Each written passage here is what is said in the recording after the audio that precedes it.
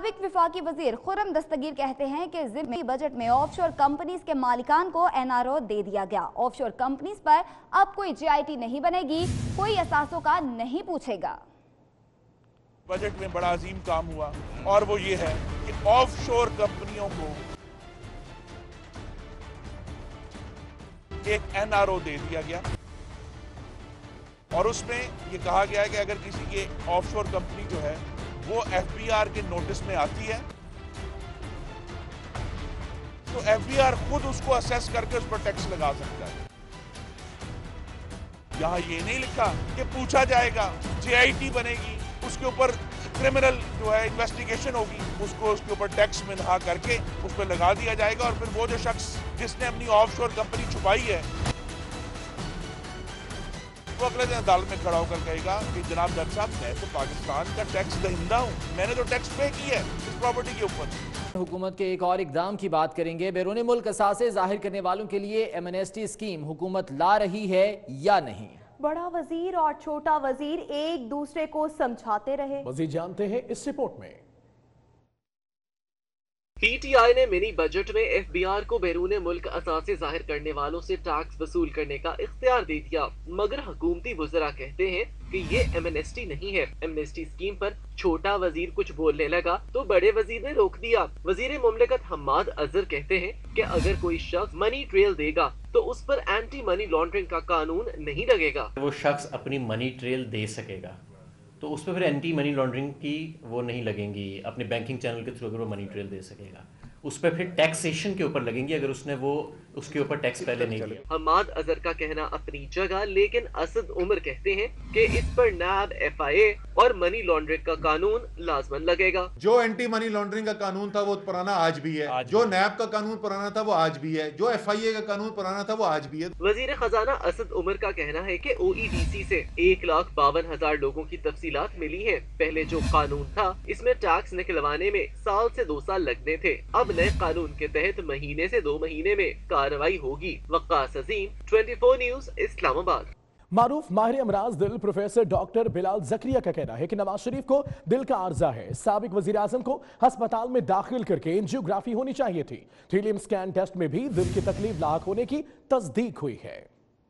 Procedure यही है, इन patients को दाखिल करना चाहिए और उनकी कॉरोनरी एंजियोग्राफी करनी चाहिए और इनके केस में तो ग्राफ भी देखे जाएंगे ताकि पता चले कि दिल की नीचे की दीवार जहाँ थैलियम इनका पॉजिटिव है कि हाँ वहाँ की ब्लड सप्लाई ग्राफ के ज़रिए या उनकी नेटिव आर्टरी की वजह से कोई कॉम्प्रोमाइज़ तो नहीं, उनमें तंगी तो नहीं या क्लॉट तो नहीं फंसा हुआ।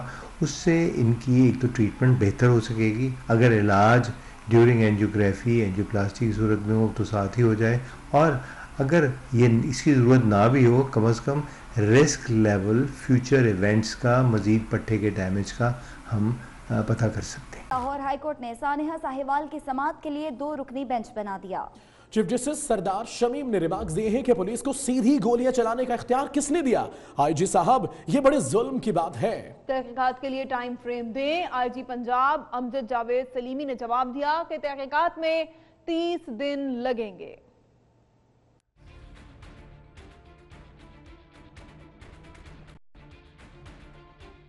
सानिहा साहिवाल की जुडिशल इंक्वायरी करवाने की दरख्वास्त पर समाअत के दौरान आईजी पंजाब अमजद जावेद सलीमी पेश हुए। आईजी पंजाब का कहना था कि गोलियां चलाने वालों को गिरफ्तार कर लिया गया है, जीआईटी भी बना दी है। चीफ जस्टिस ने कहा कि ये बड़े जुल्म की बात है, इंक्वायरी कितने दिनों में मुकम्मल होगी? आईजी ने जवाब दिया, मुकम्मल तफ्तीश के लिए कम अज कम 1 माह दरकार है। चीफ जस्टिस ने कहा मामला हसास है, समाअत के लिए 2 रुकनी बेंच तश्कील दिया जा रहा है। आइंदा समाअत पर जीआईटी के सरबराह रिकॉर्ड समेत 28 जनवरी को हाई कोर्ट में पेश हों। चीफ जस्टिस ने आईजी को कहा कि दोबारा ऐसा वाकया नहीं होना चाहिए, अपने तमाम डीपीओस को आगाह कर दें। जुडिशल कमीशन बनाना सूबाई हुकूमत का इख्तियार नहीं विफाक का है, जिस पर दरख्वास्त गुजार वकील ने कहा कि जुडिशल कमीशन के लिए विफाकी हुकूमत को दरख्वास्त दे दी है। याद रहे कि साहिवाल में सीटीडी के एहलकारों ने दहशत गर्दों के शुबे में 4 अफराद को कत्ल कर दिया था। अवामी रद्द-ए-अमल आने पर हुकूमत ने फौरी तौर पर जीआईटी बना दी जो वाकये की तहकीकात कर रही है, जबकि सीटीडी एहलकार पुलिस की हिरासत में है। कराची में सिटी काउंसिल का इजलास मैदान जंग बन गया। जमात इस्लामी और एमक्यूएम के अरकान ने हाथापाई में एक दूसरे पर घोंसों की बारिश कर दी। तफसीलात के लिए हसन अब्बास की रिपोर्ट देखते हैं। कराची में सिटी काउंसिल का इजलास ऐवान मछली बाजार के बाद अखाड़े में तब्दील हो गया। इजलास मेयर कराची वसीम अख्तर की सदारत में शुरू हुआ तो जमात इस्लामी के जुनेद मकाकी की जानिब से एहतजाजी करारदाद पेश की गई, जिस पर शहरी हुकूमत और अपोजिशन अरकान आमने सामने आ गए। अपोजिशन अरकान ने मेयर कराची वसीम अख्तर का घेराव कर लिया।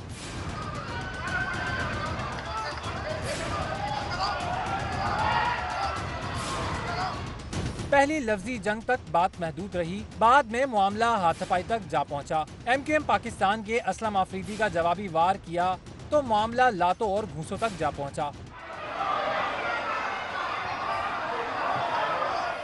अपोजिशन अरकान ऐवान में चाइना कटिंग करने वालों के नारे भी लगाते रहे। हंगामा आराई के बायस इजलास मुलतवी करना पड़ा।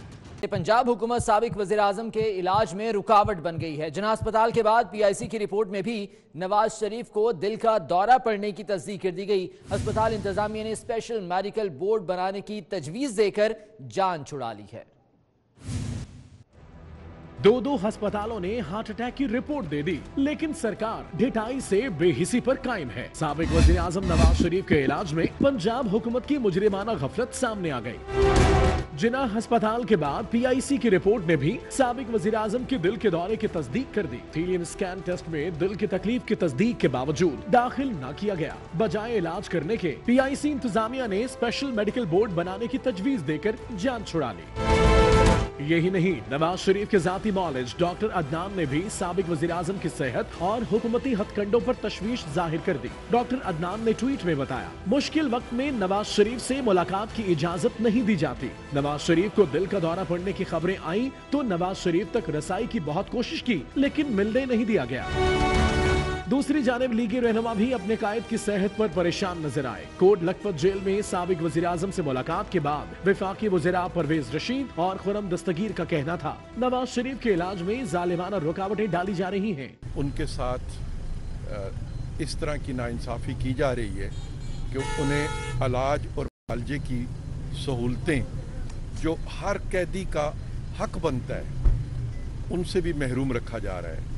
हुकूमत को ये तंबी है कि वो एक जालिमाना फैसले के नतीजे में जेल में तो मौजूद है, लेकिन यहाँ इनकी सेहत का ख्याल रखें ताकि पाकिस्तान का जमहूर जो है वो अगर आज जो खामोश है या उस तरह नहीं खुला, जब फटेगा तो फिर बहुत खराबी होगी। तिब्बी माहिरीन का कहना है कि हार्ट अटैक की तस्दीक के बाद अस्पताल में दाखिल करके नवाज शरीफ की एंजियोग्राफी होनी चाहिए। दिल का आर्जा पहले से लाहक हो तो ट्रॉप की टेस्ट पॉजिटिव आना संजीदा मामला है।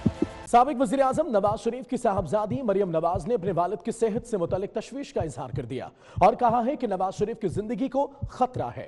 हर दरवाजा खटखटाया मगर कोई जवाब नहीं मिला। मरियम नवाज ने 24 न्यूज़ की खबर की तस्दीक भी कर दी। समाजी राब्ते की वेबसाइट ट्विटर पर मरियम नवाज साबिक वज़ीर आज़म नवाज शरीफ की सेहत के हवाले से काफी परेशान दिखाई दी। उन्होंने गुज़िश्ता 24 घंटों के दौरान कई बार ट्वीट किए, जिसमें उनका कहना था कि मीडिया रिपोर्ट से मालूम हुआ कि नवाज शरीफ की बीमारी बढ़ रही है। रिपोर्ट जाहिर करती है कि नवाज शरीफ की जिंदगी को खतरा है। PIC से सरकारी रिपोर्ट्स का अभी तक इंतजार है।